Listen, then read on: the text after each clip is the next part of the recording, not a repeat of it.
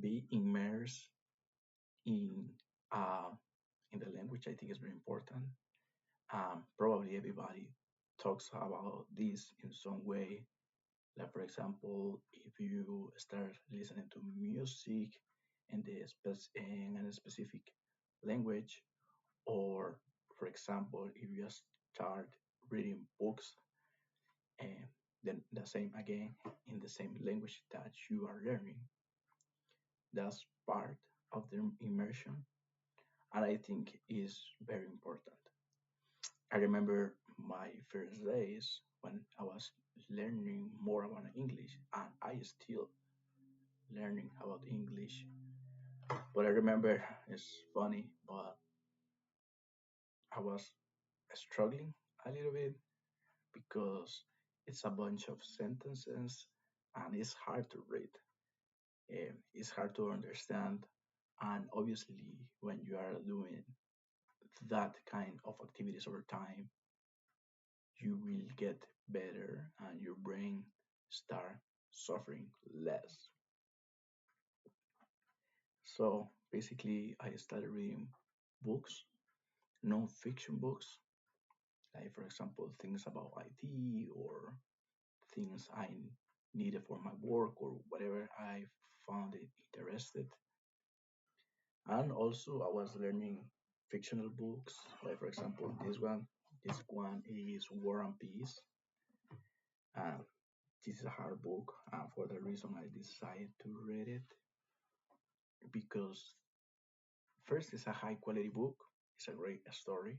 It's a real classic, and also it has a lot of diversity and rich words where I can learn from from the lecture. So I think it's very good to being immersed, but also um, you are going to face like a plateau in some way. And this plateau is when you are not growing enough or fast enough. And the reason for that is because you are exposed or immersed enough in the language, but you are not growing because in certain point you need to be less passive and you need to be more active. So in that case, instead of reading books, you have to write books. Instead of listening to podcasts or audios, you have to start doing your podcast and your audios. And obviously, you're going to struggle at the beginning because it's hard, but you're going to develop that practice and fluency, practice and fluency. You started from being passive to the information to a creator of the information. And that creativity, I talked about it previously in a previous video, is important. Um, Being active is difficult. For that reason, it's good to memorize, learn.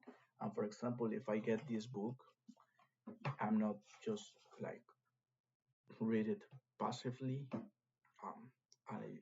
The story is interesting. I'm not learning words, but I'm reading words.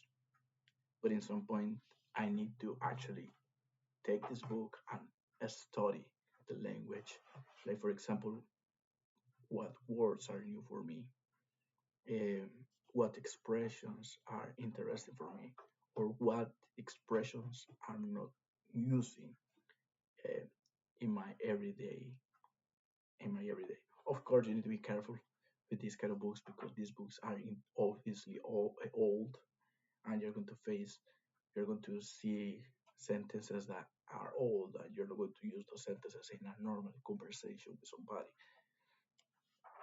But the idea is to being exposed to the language and start actively learning about the resources that you are learning. So right now I keep going learning about these work environment sentences, and yeah, I'm keep learning. Probably I'm going to make like a little video chit chat about uh, the things I'm learning here and what sentences I'm going to use, and maybe my experiences about uh, my journey as a English learner, student, English student in a 100% English environment. But that's everything for now. Thank you.